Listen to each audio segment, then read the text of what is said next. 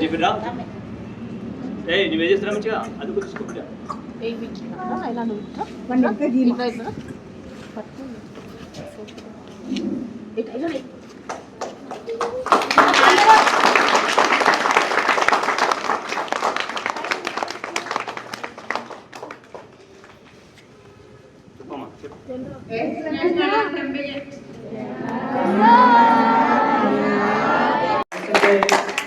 పిల్లల్ని మాత్రము ఎంత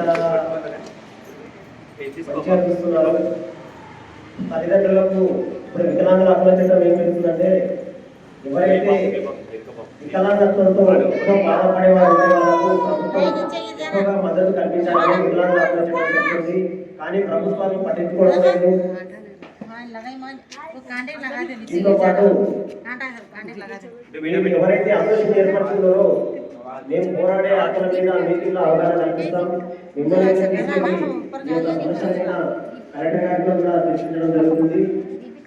ఆర్పిడబ్ల్యూ యాక్ట్ చట్టం ప్రకారం ఎవరైతే వికలాంగులు బాధపడేవారు ఉన్నట్లయితే వారికి ప్రభుత్వం పారితోషికం కూడా ఎక్కువగా ఇవ్వాలని యాక్ట్ ప్రకారం ప్రభుత్వానికి ఎన్నోసార్లు నిర్వహించాము. అదే ప్రభుత్వం మాత్రం పెట్టుబడి పెట్టేస్తున్నాయి. మీ పేరెంట్స్ అసోసియేషన్ నుంచి ఒకసారి స్టేట్ కౌన్సిల్ కలిసి మీ యొక్క బాధ మీద అంశం తీసుకెళ్ళి అన్ని జిల్లాలలో ఇదే పరిస్థితి కాబట్టి తప్పకుండా మీకు ఆర్బిడబ్ల్యూ యాక్ట్ చట్టం ప్రకారము ఇప్పుడు పెన్షనే కాకుండా ఈ పెన్షన్ 3-4 వేలు సరిపోవడం లేదు కాబట్టి ఒక 20,000 మేము ఇలా చాలా ఇబ్బందులతో ఉండే వికలాంగులకు యాక్ట్ చెప్తుంది కాబట్టి ఒక 20,000 పైన కనీసం ఎస్కాటింగ్లో పెట్టుకోనికి వస్తుంది.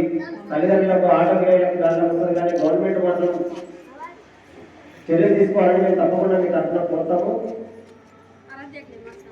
దాంతోపాటు ఇప్పుడు సారీలా ఈ మెంటల్ డిజబుల్ ఉన్న వాళ్ళకు రూమ్ మీద కిరాయి ఇవ్వడం లేదని సారీగా చెప్తున్నారు కాబట్టి ఇప్పుడు మనం గురించి ఆడుతూ ఉన్న వాళ్ళ బ్లైండ్ ఉన్న కొంత ఫ్యామిలీస్ మాత్రం వికలాంగులకు రూమ్స్ ఇవ్వడం లేదు కాబట్టి ఇప్పుడు మనకి ఇప్పుడు ఏదన్నా ఒక ప్లేస్ కానీ ఇప్పుడు ఏదన్నా గవర్నమెంట్ ప్లేస్లో మనకు ఫ్లాట్స్ కావచ్చు.